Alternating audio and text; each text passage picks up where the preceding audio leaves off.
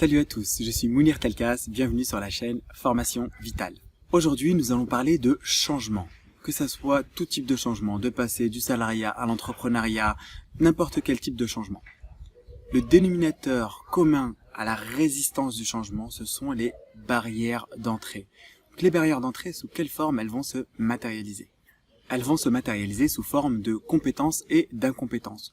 Le plus vous aurez de compétences et de connaissances d'un sujet ou d'un domaine ou d'une activité, le plus facile ce sera pour vous d'aller vers ce nouveau domaine. Au quotidien, beaucoup de personnes souhaitent se lancer dans l'entrepreneuriat ou se lancer, là ça va être la bourse, ça va être le trading, ça va être le e-commerce, le dropshipping, se lancer en freelance, déménager à l'autre bout du monde, etc., etc. Aujourd'hui, par rapport à tous ces sujets sur lesquels les gens souhaitent avoir un changement de vie, un changement d'activité, un changement de quoi que ce soit, ce qui va les bloquer, ça va être les fameuses barrières d'entrée. Les barrières d'entrée vont être multiples.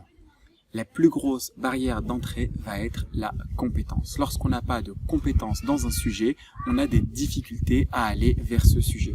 Et donc, il va falloir passer soit par des formations, soit par de l'information, soit par de la lecture de livres, etc., etc., pour être plus à l'aise à aller vers ce sujet-là.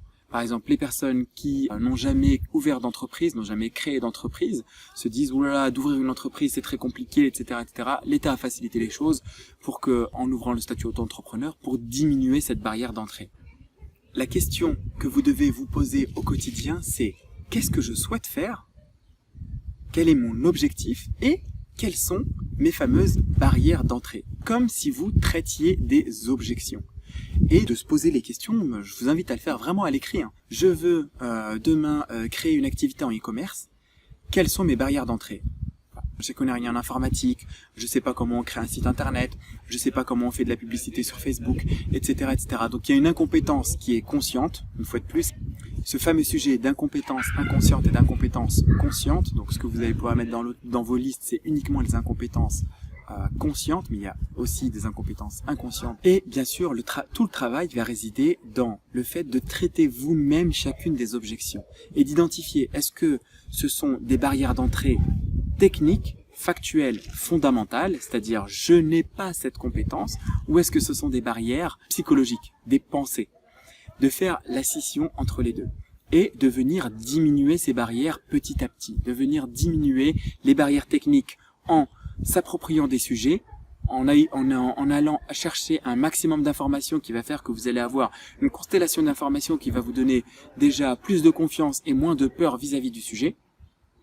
Et une fois que vous aurez plus d'informations et que vous maîtriserez mieux le sujet, toutes les barrières psychologiques vont baisser une par une. Et arrivera le moment où il faudra vous faire violence et où vous devrez aller casser des pensées limitantes et venir tout simplement vous jeter à l'eau. Parce qu'à un moment, même si vous avez toutes les informations, même si vous avez tout le sujet en tête et que vous avez toute la compétence, il y a un moment où il faut tout simplement se jeter à l'eau. Pour se jeter à l'eau, il faut minimiser l'écart. Donc pour minimiser l'écart, ce que je vous conseille, c'est de passer d'un sujet au même sujet, mais en ne changeant qu'une seule dimension.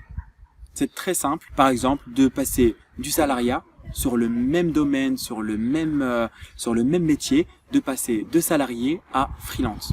C'est juste un changement de contrat. Ou de passer de salarié à portage salarial. Donc vous restez tout le temps entre guillemets avec une fiche de paye, mais vous êtes freelance, mais toujours avec une fiche de paye. Du coup, vous n'avez pas besoin de créer de société, même pas un auto-entrepreneur, etc., etc. De garder votre activité et d'avoir un side business à côté, de lancer une activité le soir et le matin, plutôt le matin d'ailleurs que le soir. Le matin, vous vous réveillez 1 heure, 1 heure et demie plus tôt et vous lancez votre activité le matin, ce qui fait que petit à petit, vous allez acquérir de la compétence et vous n'allez pas lâcher une branche tant que vous n'en avez pas pris une autre. Mais au moins, vous passez le cap, vous commencez à vous lancer. Et une fois que vous vous sentirez assez solide sur la nouvelle compétence, vous pourrez vous lancer de manière définitive. Une fois de plus, et si vous devez garder une seule phrase de cette vidéo, c'est diminuer les barrières d'entrée vers votre objectif. Définissez votre objectif, faites la liste des choses qui vous séparent de votre objectif, que ça soit à la fois des pensées et à la fois des compétences. Essayez d'acquérir toutes les compétences qu'il vous manque et les pensées s'évaporeront d'elles-mêmes, mais il y a un moment quand même où vous devrez passer le cap. Merci d'avoir suivi cette vidéo. Si vous êtes intéressé par ce sujet, je vous invite à suivre la formation complètement offerte. Vous avez un lien dans la description de cette vidéo YouTube. N'oubliez pas de vous abonner et de cliquer sur la petite cloche pour être notifié de toutes les nouvelles vidéos. Et bien sûr, si cette vidéo vous a plu, je vous invite à la partager sur Facebook et sur WhatsApp. Et vous pouvez me retrouver sur le site formationvitale.com au pluriel.